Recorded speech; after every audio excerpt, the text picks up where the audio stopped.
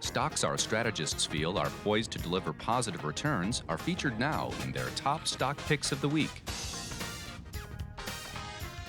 A couple of bank stocks are in focus here on the radar for top stock picks list this week. Brian Boland and Shiraz Mian here going to talk about one big bank and one, medium-sized bank? Medium-sized bank, that's yeah, right. Because we're bumping up against the start of another earnings reporting season, this one for Q4, and we start with the banks in the reporting order, right? Right. The banks tend to kick things off at the beginning of the season, so we're going to have a lot of the financial names report this week and on Friday specifically. Bank of America reports Friday, along with about 6 or 7 other financial companies, including J.P. Morgan, PNC, Wells Fargo. Right. Yours is Bank of America. I am doing Bank of America, and I did a lot of homework on this one. Okay. I have been doing homework on this one for a long time, and it is a Zacks rank number 1 strong buy stock. So we like that. Tells us right away, right off the bat, we're in the sweet spot here. And the reason why I like this is because we had the election, we had the Trump bump, and what we really want to see here is that the loan growth really exploded in the quarter, and I think we're going to find that out when the quarter is reported on Friday. If we take a look at the chart here, we can see that we've got a 13 times forward earnings multiple, which is just a little bit above where the banks normally trade at. But the thing that I really like here, if we switch over to the price and consensus chart, we can see that the earnings estimates for 2017 started off strong, came in, and have now turned back higher.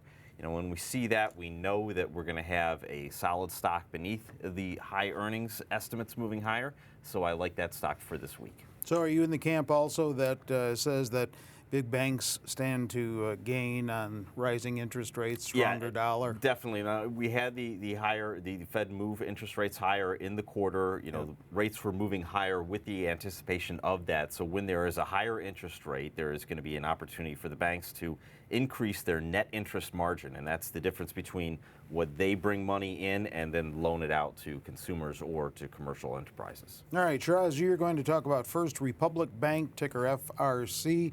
Now, your pick has also shown some strength in loan growth recently. Sure. Yeah, this is a 14 billion market cap bank, about 68, 70 billion in assets, and totally agreeing with Brian's thesis about the space. Interest rates have started going up post-election. It's about 50, 55 basis points in the Treasury yield. He mentioned the Fed interest rates. Higher interest rates are like oxygen for banks. Net interest margins should improve finally for banks after remaining flat to almost down for most of these banks the last 2-3 years. And in my sense, you could practically pick any bank given a favorable Zacks rank and come out ahead. In fact, my sense is that of the industries and sectors that have done really well post-elections, the thesis and story is the most credible and stable and maintainable for banks relative to many of the others. He mentioned loan growth. That's a function of the growth in the U.S. economy. Very strong correlation between loan growth and nominal GDP growth. So if the outlook for the U.S. economy is improving, banks should do better. Personally, I like to play banks that are relatively smaller, in the smaller to the mid-cap range, have some competitive advantage, have some niche in which they are doing much better. First Republic is such a bank. As I mentioned, about 14 billion in market cap. It's a San Francisco-based bank, not a huge branch network, as is the case with traditional banks.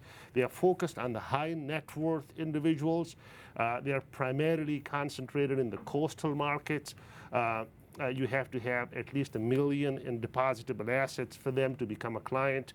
They're growing their money management business at double-digit rates as well. And then all the positives that we mentioned earlier for the industry as a whole are positives for them as well.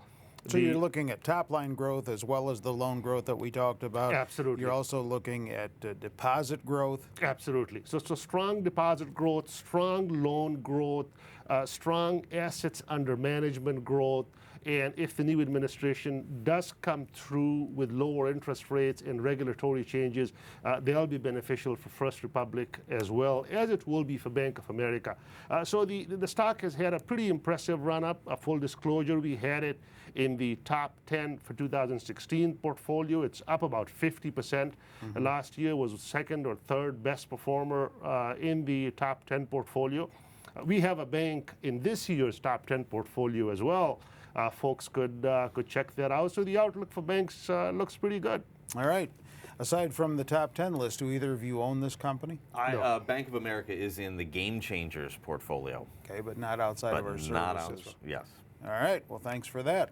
Don't forget, you can also look up information on other companies, stocks, earnings reports for other companies on our website, Zacks.com. So if you haven't done that already, you may want to get over to the homepage. That's the starting point to get a lot of information that you can review. With Brian and Shiraz, I'm Terry Ruffalo.